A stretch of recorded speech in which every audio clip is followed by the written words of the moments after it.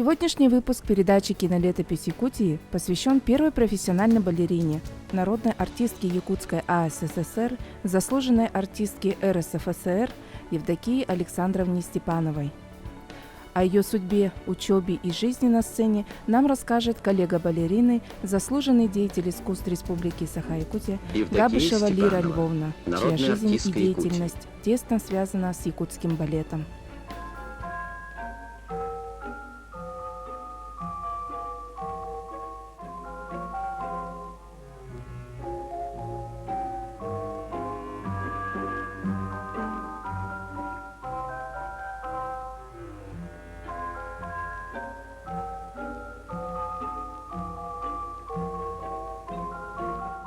Лира Львовна, здравствуйте. Большое спасибо, что пришли к нам в гости в Центр аудиовизуального наследия. Расскажите нам немного о якутском балете. Здравствуйте, дорогие телезрители. Мы сегодня встретились с моей замечательной, обаятельной ведущей Ольгой по поводу того, что в этом году исполнилось 85 лет со дня рождения первой профессиональной и первой выдающейся балерине Якутии Евдокии Александровне Степановой. Лира Львовна, расскажите, пожалуйста, а с чего началась балерина Евдокия Степанова? Она очень рано осиротела. С 5 лет росла в Вилюйском детском доме, где впервые узнала, что такое своя кровать, что есть обед и ужин, что есть утренняя зарядка и так далее. В 1944 году случайно приехал в Вилюйский детский дом известный деятель театра Тарас Павлович Местников для отбора одаренных музыкальных детей в открывшуюся музыкальную школу города Якутска. И, конечно же, музыкальную Дуняшу Прокопьеву, тогда у нее была фамилия Прокопьева, отобрали для учебы в Якутскую музыкальную школу. Но однажды случай привел ее в балетный зал. Она увидела, что по кругу ходят в беленьких юбочках, в беленьких тапочках, так красиво под музыку маленькие девочки и мальчики. И ей показалось, что это то самое родное, то, что и ждала всегда, и жаждала ее детская душа. И еще не зная свое призвание, она почувствовала его, не зная даже ни слова, что такое балет, что такое классический танец. И с тех пор она стала учиться на хореографическом отделении детской музыкальной школы. А затем учительницей, кстати, первой учительницей у нее была Аксинья Васильевна Посельская, первая якутская девушка, ставшая на кончике пуантов в балете «Сир-Семиге. Полевой цветок» в 1947 году.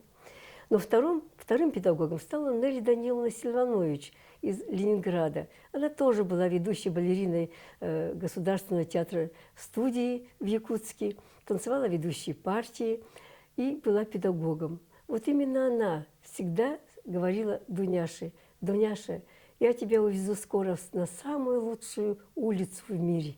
Ты будешь учиться в большом городе, в самом прекрасном городе Ленинграде». И так Дуняша стала учиться в самом знаменитом училище имени Вагановой, позднее оно стало, которое располагалось на замечательной, самой красивой улице мира, улице Зодчего Росси. Она стала профессиональной балериной. Приехав сюда, в Якутск, не имея ни угла, ни родных, Дуняша, конечно, тяжело заболела, и по совету ленинградских педагогов уехала в теплый Ташкент, куда они ее устроили. 2 года там она окрепнула, профессиональной, поправила свое здоровье и приехала в Якутск. Ее дебют на родной сцене в балете «Полевой цветок» Сир-Семиге было таким явлением, художественным явлением для всей республики. Вот. И с тех пор вот началась балерина Евдокия Степанова. У нас в фонде хранятся аудиовизуальные документы, в которых запечатлена первая профессиональная балерина Якутии. Я предлагаю вам посмотреть небольшой отрывок. С удовольствием, да.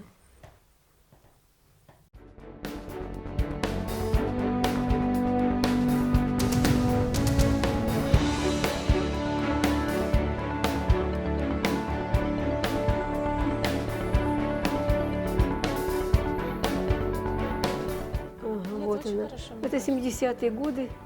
Это в Якутске, да. Тут она уже стала семейным человеком. Ее любимое стихотворение было стихотворение Киплинга, вот «Клятва», что ли. Наполни смыслом каждое мгновение часов и дней. Неумолимый век. Но вот творчество Евдокии напоминает такую, знаете, ослепительную высокую вершину, с высоты которой вот открылись новые перспективы развития нашего классического балета. Ее творчество богато не только, как сказать, перечислением ролей различных, вот, но богато тем, что она впервые соединила в себе гармонично мастерство классической танцовщицы и мастерство драматического артиста.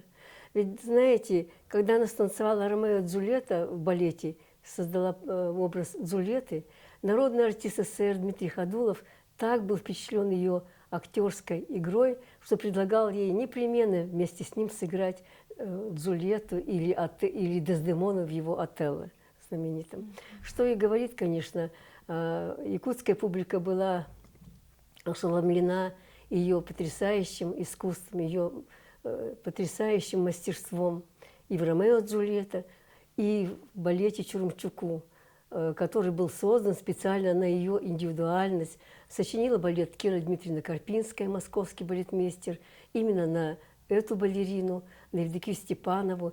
И благодаря таланту Евдокии Александровны этот балет продолжает жить на нашей сцене и сегодня.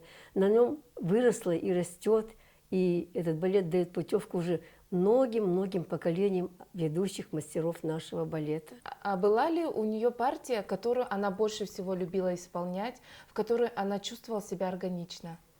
Вот вы правильно сказали слово «органично». Органика вообще присуща была ее мастерству и ее танцу.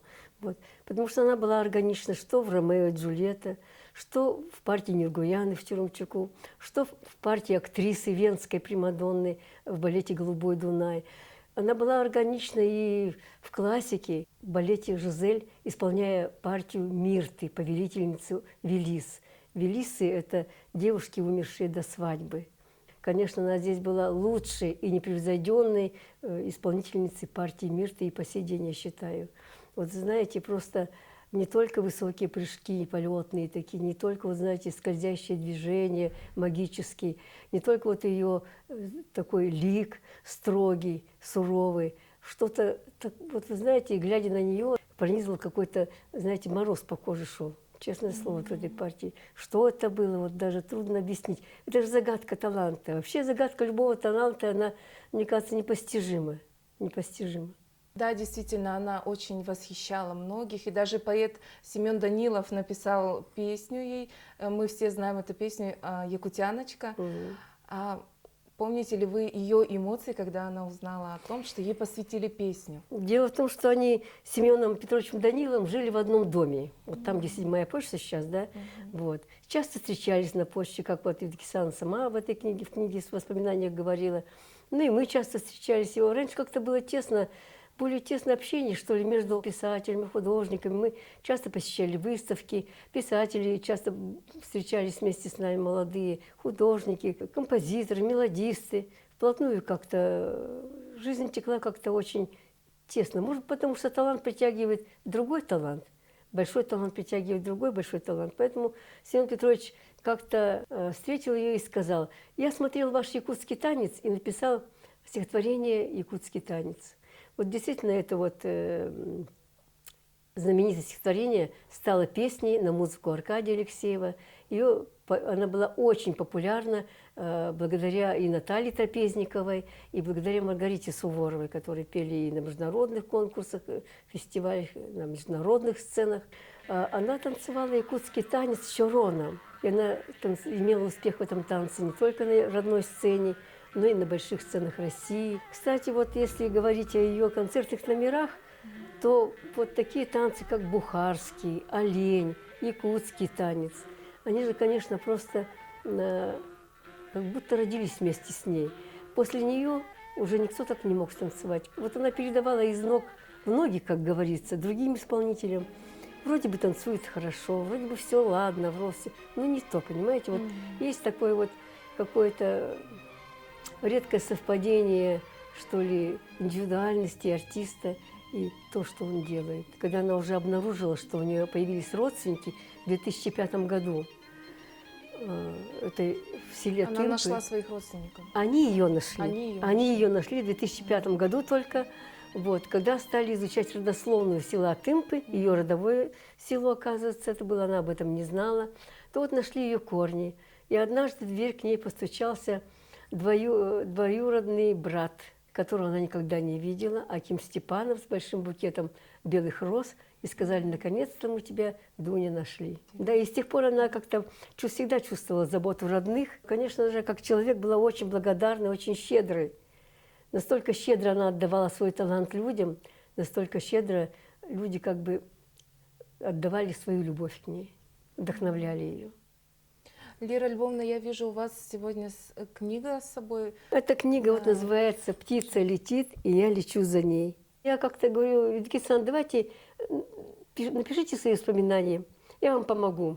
Вот вы говорили то, рассказывали это, дайте все это. И, в общем, короче говоря, у нас получилась такая книга. К сожалению, она не дожила до издания этой книги буквально несколько дней. Но дело в том, что она видела сигнальный экземпляр, обложку, вот мы вместе с ней это делали. Она хотела именно вот такую обложку с этой стороны и вот такую вот обложку с конечной стороны. Здесь она с учительницей своей Нелли Даниловной Сильванович. Она ездила к ней в Пермь в 2006 году и вручила ей собственноручно знак «Гражданская доблесть», как бы благодарность за то, что она, за ее творческий подвиг в свое время сделанный, увезла ее в Ленинград. Рекомендую эту книгу познакомиться всем любителям не только балета, но и всем, кому дорога история родного края, родной земли, потому что она одна из, как сказать, знаковых личностей своего времени, не только своего времени, а вообще вневременная личность, понимаете?